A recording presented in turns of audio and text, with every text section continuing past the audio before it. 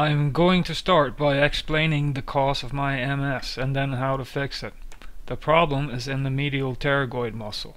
At the lower attachment point there are two clear muscle lumps, one on the left muscle and one on the right, maybe an inch up from the insertion point or lower attachment. They've been there for a long time, since 1982 most probably. It's a long story how I discovered my MS is caused by something as simple as chronic tension in the medial pterygoids.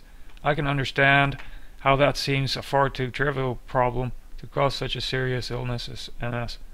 Of course, MS involves demyelinization because of an autoimmune response. But officially, no one knows why. It's clear to me that the cause of all this is actually a mechanical type of problem, a serious imbalance of the musculoskeletal system that causes equally serious problems for the nervous system. This is also an illness where the patient has no possibility of feeling what the problem is in their own body, because while it's getting worse, it's completely stealthy, impossible to detect for the patient. That is, until they experience the improvement that comes from treating the problem efficiently. So while worsening, you can't tell what's happening. While improving due to treatment, it all becomes abundantly clear to the patient.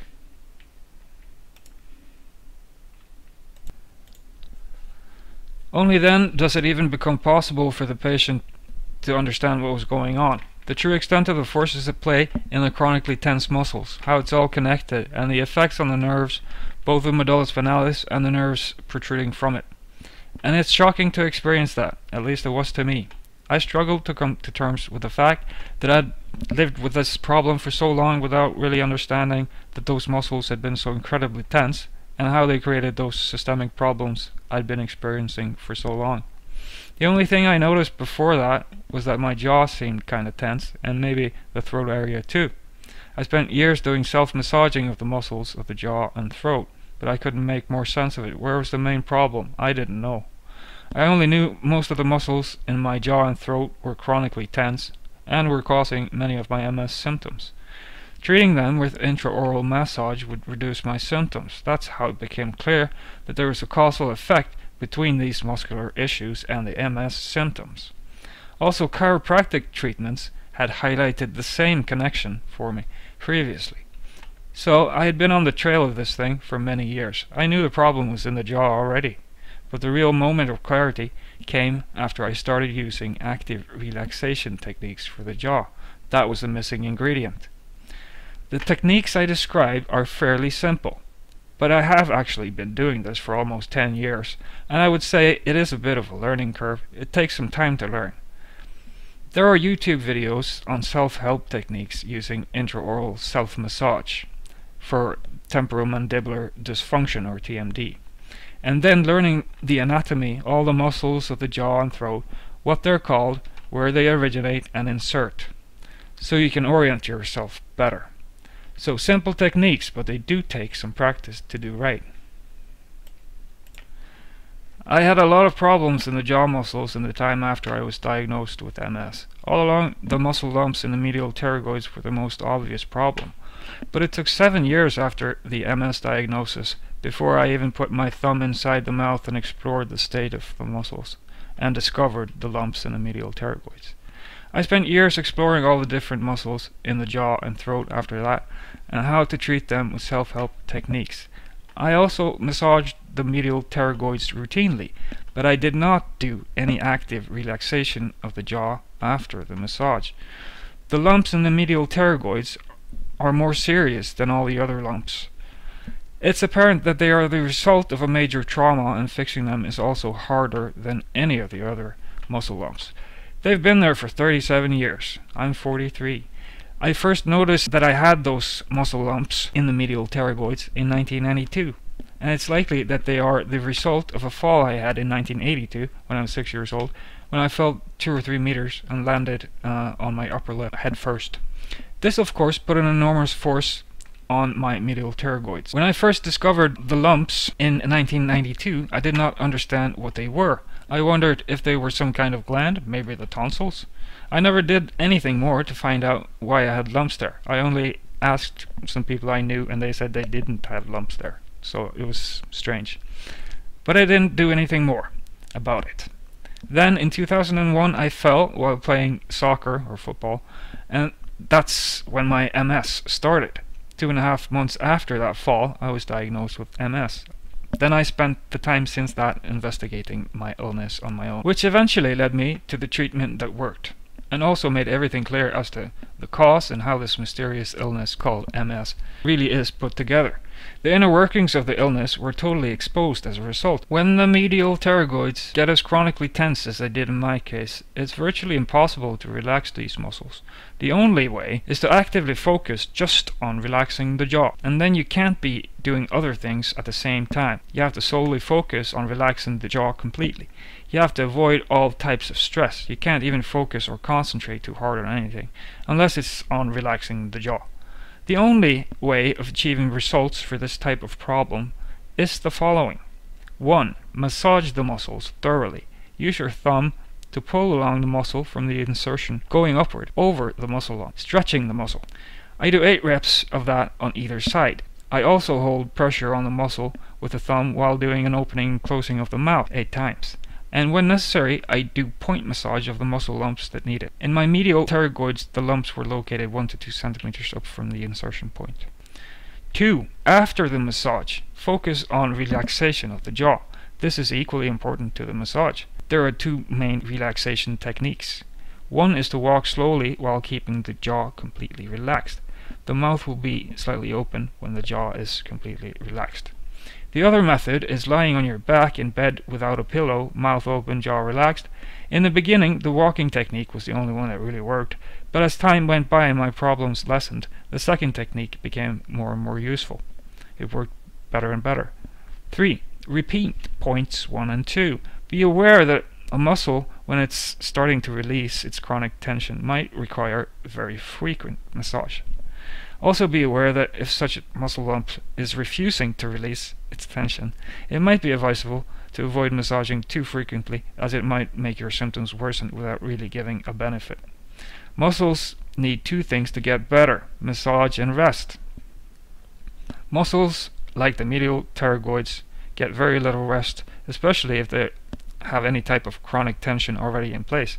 Every time you concentrate or focus intensely on something, when you're stressed or when you're cold, they get tense, which is why I'm walking around with a slack jaw on purpose, to give them the rest that they need. Walking around slowly while relaxing the jaw also helped to transfer any slack I was able to produce from massaging the medial pterygoids back towards the neck and down the spine. I started out by doing 4 to 5 sessions of intraoral massage of the medial pterygoids on the first day, and spent the rest of the day, 18 hours, on relaxing the jaw. The second day I had to massage much more often. The muscle, the medial pterygoids, had started releasing the most acute tension, and this made my symptoms spike intensely.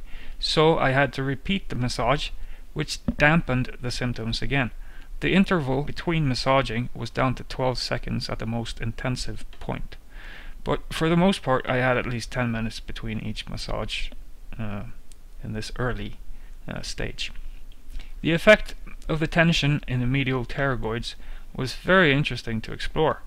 Obviously, it shortens the medial pterygoids and thereby the distance between the skull and jaw. Furthermore, this pulls the skull down in the front and conversely up in the back, which again causes a pull effect on the long back muscle going down the spine. It also compresses the neck in the front, in the throat area. This gives an overall effect of pushing the skull downwards into the jaw and neck and collapsing the neck. All these issues did improve with the treatment and reduced my symptoms accordingly. A muscle will generally go through the pattern of swelling up a little and becoming more tense for the first 3 days if given massage and rest. That's if they have been chronically tense. Those 3 first days were very uncomfortable with serious symptom of flaring. Late on day 3 these issues went away, but on day 4 it became apparent that 2 other muscles were also starting to go through the same process of swelling up and tensing. Those were the stylohyoid and digastric muscles. The tension in those 2 muscles was a direct consequence of the tension in the medial pterygoids. So when the tension from there was no longer influencing the stylohyoid and digastric, they started the same process of healing, swelling up and getting more tense temporarily. This also produced intensification of symptoms on the same level as with the medial pterygoids. This was unexpected, but the pattern was the same. Massage and active relaxation improved the situation. This is when I became aware of the role of these two muscles in my illness. It's important to understand that the cause, the original problem, was the tension in the medial pterygoids. But I discovered that below the insertion point of the medial pterygoids, there is a band of extreme tension in the soft tissue. It continued in the same direction downwards as the muscle itself. It felt like a hard band of tension, almost seemed like there was a muscle there. But there's no muscle continuing from the medial pterygoids downwards. It was only tension manifesting in the soft tissue as a band. Massaging it fixed it in a couple of days. It was bizarre and felt unreal as a phenomenon, but it definitely was real. Thankfully, simple massage and relaxation fixed it. And this is why the stylohyoid and the digastric started swelling and getting more tense. Because the cause of their tension, the tension from the medial pterygoids, was now gone. The stylohyoid and digastric were causing extreme tension on the same level as in the medial pterygoids. This tension caused a pull on the skull that pulls it forward and down. Conversely, on the back side of the neck, it causes tension in the muscles as a reflection of the tension in the front. This gives a very bad and uncomfortable effect on the neck. At the same time, both muscles are pulling very strongly also on the sternum, so they're pulling the sternum upwards, and very forcefully so. So the ribs are pulled upwards along with the sternum, causing a very bad and uncomfortable effect on the segments of the spine in the thorax region, especially from TH11 upwards. Because of the structure of the ribs, TH12 is less affected, but it still is affected. So while treating the stylohyoid, I discovered that this is the one responsible for the strange pain between the shoulder blade and the spine at about the height of TH7 in the back. It also does the same in the front at the same height. This effect is felt all the way around the side of the thorax, on the side that the muscle is tense, of course. It's the result of the pull that the stylohyoid gives to the sternum and to the styloid process, and then to the skull and the neck. The digastric and stylohyoid produce similar symptoms and issues when they are chronically tense. But the stylohyoid seems to be the clearest cause of fatigue, though in theory they both cause fatigue. Due to the pulling on the sternum and the effect this has on the segments of the neck and thorax, the digastric also causes pull on the sternum, just like the stylohyoid does. Of course, this illness only gets serious once you start figuring in the effects of this musculoskeletal emergency on the medulla and nerves near the medulla. That's what's causing my MS symptoms, and my MS. The only new thing I had done to get these amazing results was really only to add the active relaxation of the jaw, and that turned out to be the key to the whole thing. It was so easy. One would expect something more complex and awe-inspiring as the cause of MS than a chronically tense pair of muscles. I had already massaged them for many years prior, with only marginal improvement. The active relaxation was a revolution, because that was the missing ingredient. With both massage and relaxation, any muscle should recover from chronic tension, even if it's self-sustainable level. That's what the active relaxation is all about, overcoming the self-sustainable chronic tension. I don't know whether I can recommend others to do as I did. It's a challenging and scary process to go through. And once you start, you kind of have to follow up, because the muscle will start to swell and get more tense as soon as it gets both massage and relaxation. And then you kind of have to continue massaging and relaxing, because the symptom flaring will be so bad that you will have no choice. So you will have to go through 3 days of strong symptoms. And in my case, another 3 days of the same, because of the stylohyoid and digastric going through the same process. So once you start this, you have to keep going. I was very sensitive to stress in this period. I've been sensitive to stress the whole way along, but this was very, very sensitive. So it was worse than normal. I had to avoid talking to people altogether and just focus on relaxing and massaging and managing symptoms. I had to avoid watching TV and using screens like mobile phone. It was a tough time, but after it was done, I felt a lot better. If you're diagnosed with MS, fibromyalgia, or ME, and you're able to find muscle lumps in your medial pterygoids, I think you've also found the cause of your illness. I know all about the consequences of those clinical signs. If you have chronic tension and clear lump formations in the medial pterygoids, this should be a clear red flag to any doctor. Doctors and chiropractors don't know what those clinical findings mean, what the consequences are for your health if you have this. It's a totally undescribed phenomena to science. I am just a patient. I do not have any medical training whatsoever. And as it turned out, there is no doctor who can fix this problem for you. There is no pill that cures what ails you. The only solution to your problems is actually self-treatment. There is no realistic way to get a chiropractor to treat you 8 times a day, or 34, with intraoral massage, and then make sure you relax your jaw in the time between. It seems practically impossible unless you hire a chiropractor for round-the-clock treatment. Still, the patient is the one best positioned to carry out the treatment. Of course, this is an illness where one must assume there are major differences between the patients in terms of symptoms and possibly also in what muscles are dysfunctional and causing the problems. I don't know how many MS patients are sick for the same reason as I have been. One could easily imagine injuries in the neck to be another possible cause of MS. I have no direct information about that, only about my own case. So it's very important also to mention that for many years I have used self-help techniques also to treat the back and the neck from the outside. The most useful technique for the back, in my opinion, is to use a tennis ball under your back while lying in bed to treat the muscles and correct the alignment of the spine as well as you can. There's a lot of YouTube videos you can check out on how to use a tennis ball to treat your back. I do it in bed. Some people like to be on the floor. Do whatever you think is best. I also use the tennis ball to treat the throat area just above the sternum, to stretch those muscles between the sternum and the hyoid bone. Then I lie on my stomach in bed with the jaw sticking outside the bed. I keep both arms tucked under the ribs to give the thorax a little lift above the bed, and place the tennis ball just above the sternum in the pit of the throat there. If there's tension in those muscles, it'll make you cough. It's like it itches in the throat and you really have to cough. That keeps on happening until the tension is gone. So you just keep doing it and then just move it around until there's no more coughing, and then your tension should be relieved. For the neck, I use the tennis ball for some things, but for most of the work of the neck, you have to use my hands, my fingers, while lying flat on my back in bed without a pillow. Massaging the muscles can be important. This has to be done routinely to avoid symptoms flaring up and to avoid hang-ups in the musculoskeletal system that might keep you from making progress. Being able to do these self-help techniques for the back, the throat, and the neck is also crucial for the process overall to succeed. This comes in addition to the techniques involving massage inside the mouth and active relaxation.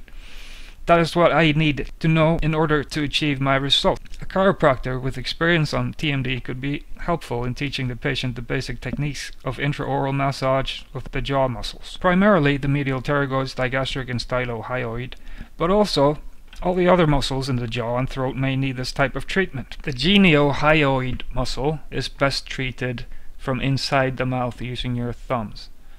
You just move down towards the hyoid bone in the front of the mouth under the tongue. The sternohyoid and the sternothyroid are the muscles that I treat when I lie on my stomach with the head outside the bed and the tennis ball. In my case, basically all the jaw and throat muscles were chronically tense and had muscle lumps in them. Maybe a chiropractor could be helpful in showing them how to use the tennis ball for the back and the lower throat, and how to self-treat the neck. There are lots of useful videos on YouTube about all these techniques, so that's another way of learning. It was also the result of learning these techniques that allowed me to understand the situation better. All I needed to add to this was the simple realization that the muscles also need relaxation, and there you go. So I had 2 lumps in the digastric muscle that were serious problems. They're now gone. It only took like 3-4 days, and then they were gone. The muscles seem normal. The stylohyoid divides into two near its insertion at the bottom. The back one also normalized within a week or so, maybe faster, of the start of treating them. That's after the medial pterygoids had gone through their 3 days of initial release. But the forward one has proved problematic. It's hidden by the one that's further back, and it's hard to access. So it's been impossible to do the pulling across with the thumb and stretching it. The forward one seems to also be a self-sustaining level of tension, whereas the back one was regular and easy to fix. I can reach the lump itself and point massage it, and then it's possible to find the muscle continuing towards the styloid process from the hyoid bone. Put pressure on the muscle with the thumb while opening and closing the jaw, and do it 8 times. It's easier to find the muscle if you open your jaw a lot. It makes it stand out. This gives the muscle the needed stretching. I don't know whether it can be normalized completely, but it's progressing. The medial pterygoids are a lot better than they were when I started this process, but they still retain their basic lumps in the same shape, though reduced in size. They seem to be a long-term project to fix completely, but they're a lot less tense now than they were. And maybe it will not be possible to achieve total normalization for these muscles. I will not be completely healthy until I do so. But they are a lot less tense, and they don't really seem to be causing any serious problems currently. It's the remainder of the stylohyoid issues that's giving me some issues still, but not much.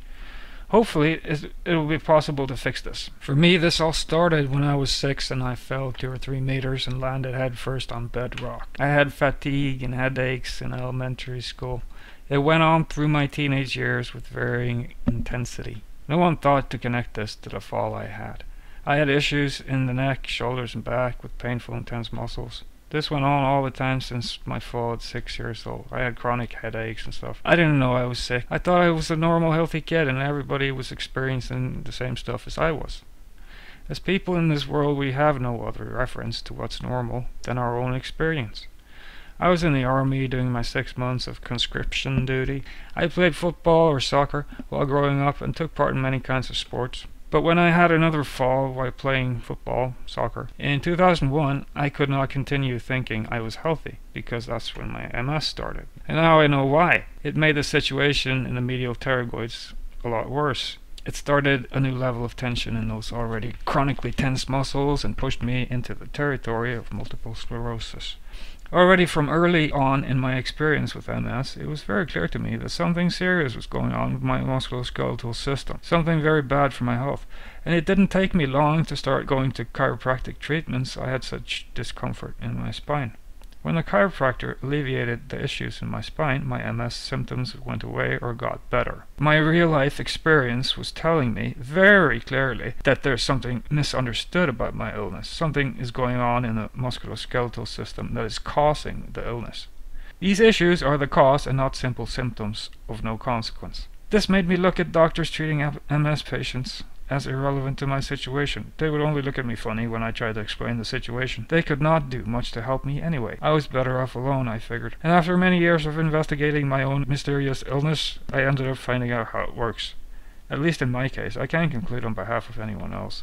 I've been very sensitive to stress during my illness, and also to cold weather between 0 and 6 degrees Celsius, and especially when the weather turns colder in the same range. This seems to simply have been the effect that stress and cold weather has on chronically tense muscles and displaced segments and stuff. Now this has improved. I'm not so sensitive to it anymore. I was wondering whether there was a rheumatic cause underlying this phenomenon, but it seems not to be so. It's just what happens to tense muscles with stress and cold weather.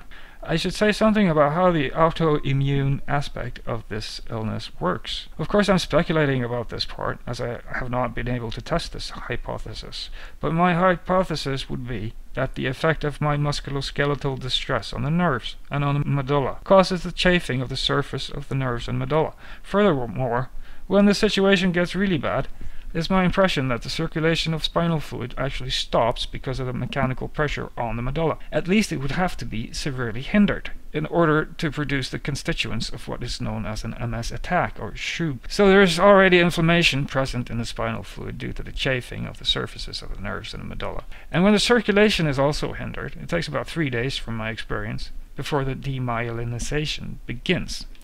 Of course, this will have to be investigated by someone who is in a position to do so. I'm not in a position to do this. I count the beginning of the tube from when the circulation stops. Neurologists count the beginning of the tube from the first signs of demyelinization, because they don't know anything else but demyelinization. That's all they know. By that point, I would have usually visited a chiropractor and corrected the most serious misalignments, ending my MS tube altogether before the demyelinization begins. I prefer it that way. Along the way, I was diagnosed with temporo-mandibular dysfunction, which is technically correct because of the displacement of the skull and the jaw. My MS diagnosis is also technically correct, but the real cause of my illness was extreme tension in the medial pterygoids, and everything else in my MS illness and TMD illness was caused by this. There's one simple cause of both diagnoses. Along the way, I learned a lot from chiropractors, but in the end it turned out the only one who can fix this type of issue is the patient themselves. Self-treatment techniques were the key to it all.